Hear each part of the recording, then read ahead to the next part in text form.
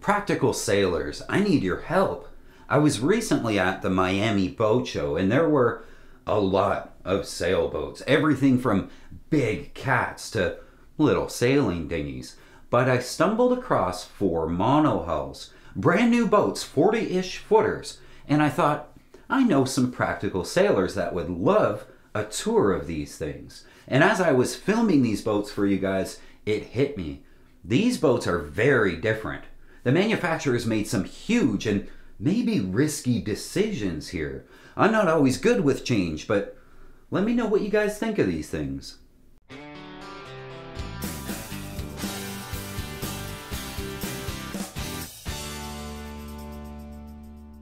I wish there were more manufacturers in Miami, but these were the only 4 40-ish footers that showed up, so let's get at it. The first of 4.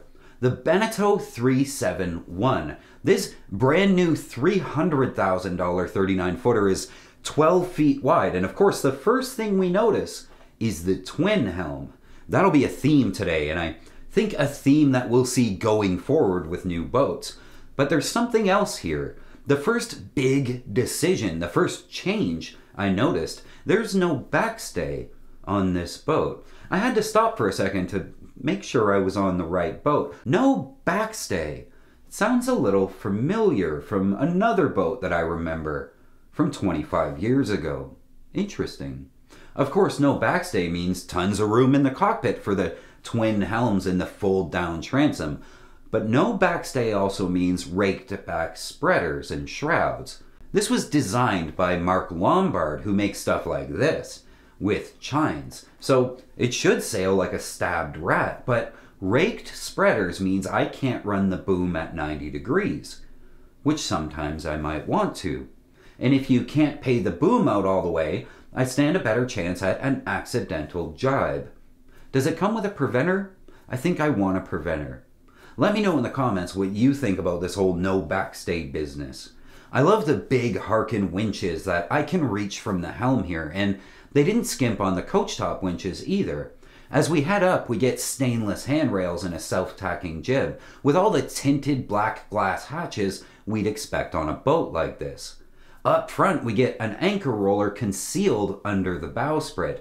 No one was around to ask, but I have to wonder if we could fit a straight shank rockna on this, or are we limited to the curved shank anchors like the Vulcan?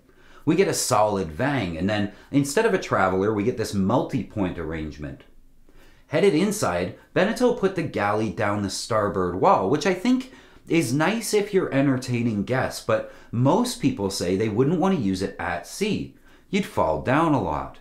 We do get some high aggressive fiddles on the countertop so things won't fall over, and a stainless grab rail in front of the range, and a fridge with 2 doors. That's a nice touch. To starboard, we get a reasonably sized wet head and shower, and as we head up front in this 39-foot boat, we get the big bed up in the V-berth. I could sleep here. It's adequate. Coming aft, we get a nice sized dinette, Beneteau style long rectangular windows, and sort of a kind of nav desk. This boat is a 3 cabin, so at the back we get matching smaller staterooms with adequate room for the kids or maybe a 1 or 2 night stay for our guests. And of course, under the stairs we get a handsome Yanmar 40 bolted onto a sail drive. It's tight in here, and I'm not sure how I'd reach that sea strainer if the engine was hot. This is tight, but this is kind of a tight boat. I think the emphasis here was on the outside. The huge cockpit is definitely the centerpiece of this boat, but Beneteau gives you the option to go electric here. No diesel, right from the factory. What do you think? The next boat was Beneteau's sister, Jeanneau, and their Sun Odyssey, the 410.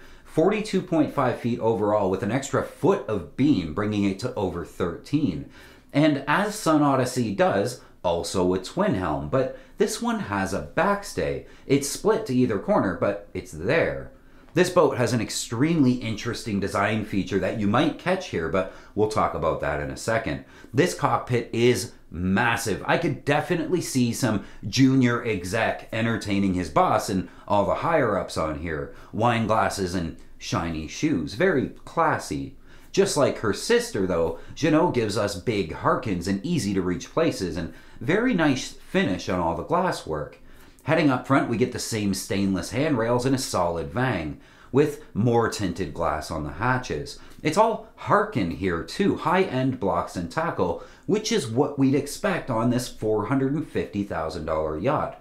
Though to keep the lines coming into the cockpit properly, the furling line for the jib crosses right across the forward deck, an inch or two off the glass. Also, the anchor rollers under the bowsprit again.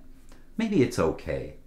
Coming back aft is the major design choice that I wanted to talk to you about. You see how the side deck slopes down. Jeanneau calls it a wraparound cockpit, so you can go from behind the wheel right up the side deck, never having to step over a coaming. This is very interesting, and again, it's a big change to traditional design. I love the idea of being able to position myself as outboard as possible while helming so I can see the telltales on the jib. Also, the sloped side deck means no more standing water up there. Imagine 20 years later, all the standing water that's been relentlessly trying to find its way into the core of the side deck. Not a problem on this boat. All the water runs right down, and I won't have to climb over people in the cockpit if I have to run up front to unsnag a sheet or something. Nothing to trip over, nothing to step over. Once I get used to the slope, I'd get up front faster and probably safer. But what if I laid her down in a broach? Not that I plan to, but what if it happened and the side deck filled with water? Would the boat still right itself? What would happen with all the water when it did? I think about stuff like that. And whenever a wave comes over the side deck, does all the water run right to my feet while I'm helming? I guess that's okay. What do you guys think of this design? I'd especially love to hear from the salts, the folks that have been plying the oceans for 40 years on battle-hardened 40-footers. Sloped side decks. What do you think? Inside the Jeanneau 410, we get a little more unconventional, an L shape on starboard with sort of a chase lounge in the middle. On starboard, we get a nice-sized head with a glass door for the shower. Very nice stuff. We get a soft white finish on the walls and some wood grain accents. Up front, we get a slightly off-center owner's cabin with another head en suite. The size here is okay. I like the Beneteau better, but this comes with its own head, so a compromise as all boats are. The galley on this is bigger and a very nice L shape that we might be able to use at sea. Tall fiddles and lots to hang onto, but it's not entirely closed in, so we would have to be careful.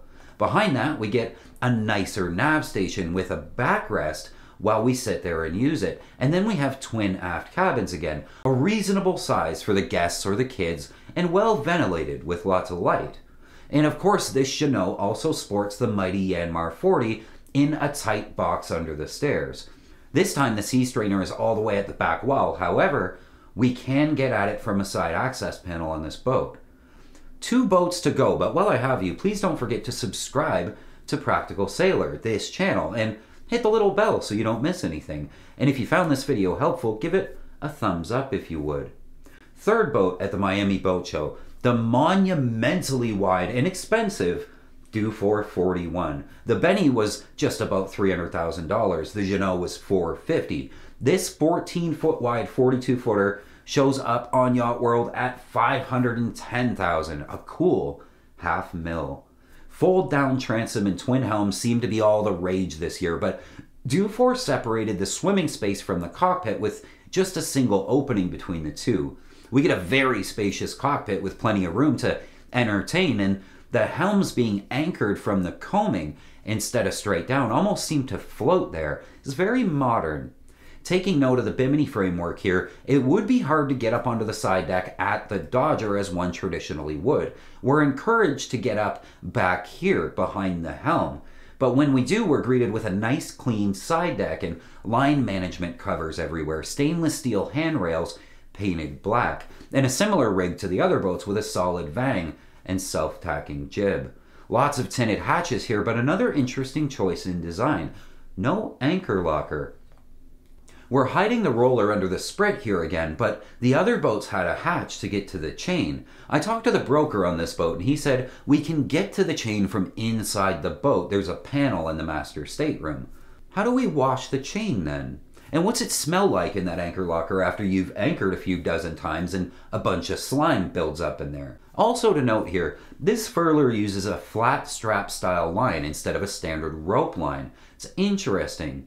It was hard to get past how wide this boat is. The space on the deck is enormous. If you buy one of these, you better make sure the slip you're after is at least 15 feet wide. I got halfway down the ship and realized too, we get external chain plates on this boat. I kind of like that. I love being able to see my chain plates, and of course with that, one less hole in the deck to leak into the core, and much easier to replace these if it ever needs doing. Again, a small gripe here, but there's no way back into the cockpit unless you come back to the helm, where the helmsman is sitting. Maybe it's the racer in me, but I want my trimmers to be able to get their weight up high quickly without climbing over me at the helm. I'm not sure that's an issue in real life. Coming inside, the first thing I noticed was a lot of panels on the floor. It must be made up of 100 sections, but we'll get back to that. We get the galley along the wall again, but this time it juts out in the middle, separating the range from the sink. Across, we get a nice C shape, and on port, a wet head. This one is for the port aft berth, which is a reasonable size. To starboard, we get a matching berth, and with it, its own head. Two heads, side by side, no nav desk at all. It's roomy in here and well lit, but the floor kept tripping me up. The panels are all uneven and sort of squishy. I couldn't help but to catch on them while I walked. Up front, we get a very generous master stateroom, very well lit with lots of storage, with the third head on this 41-footer, the master head with its shower. You can actually see the uneven flooring right here. This is a bright and spacious boat and very modern feeling inside. Under the steps, we get a Volvo on this one, boasting 60 horse, bolted to a sail drive. Another interesting thing about this boat, it's wrapped. The boat is white from the factory, but from the factory you can have a wrap, just like you do to a car. Pick a color and boom, your boat's that color. Want to change it? Get it re-wrapped. I think that's pretty cool. What do you guys think? Would you wrap a boat? And the last 40-footer I found in Miami, and this is where it gets really interesting. At about 460 grand, we find a 42-footer from Catalina, and we lucked out this time. The captain was on board during my visit. Out back, we get a walk-through off the scoop, but it's tighter back here, harder to entertain the executives, but also harder to fall out of. And pause here, an outboard mount built into the stern pulpit framework. Interesting. And a spot for a flagpole. It's a nice detail. And pause again. Catalina makes a twin helm. I told you guys twin helms were all the rage this year. And this bench, the captain came out and showed me that it flips and folds out to make a wider berth. The whole thing flips open and then there's a cushion for it. That's pretty cool. More traditionally though, you won't be running up the side deck from behind the wheel on this thing. Access forward is from the normal spot between the primary winch and the dodger. As Catalina does though, we see full-length jib tracks on the side deck, and everything is well inboard of the rail to help us climb a little higher when the going gets windward. Loads of stainless handrails and a solid vang in front of a conventional traveler for the main sheet. Also of note, we step around the outside of the shrouds on this boat.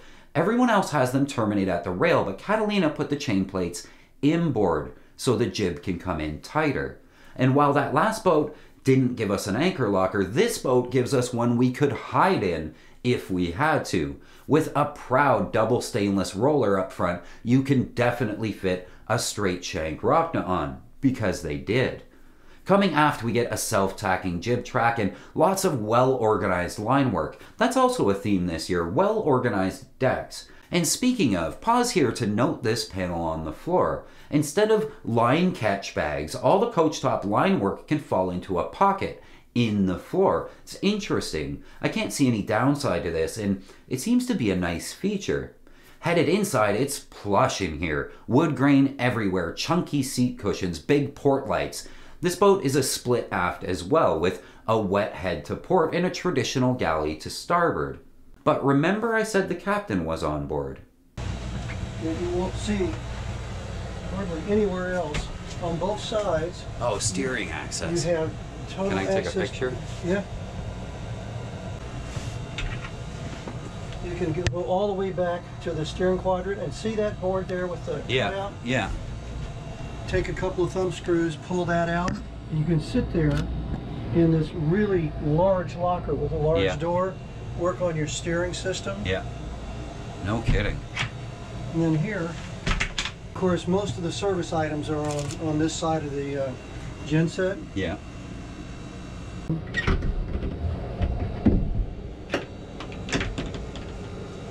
You've got through holes right down there, packing gland.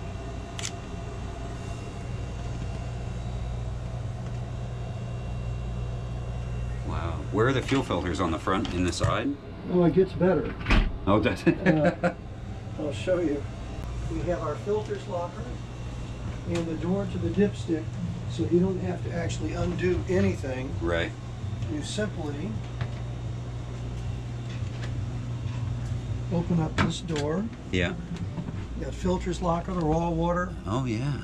coolant, reservoir. An easy check on the checklist in the morning. Mm-hmm.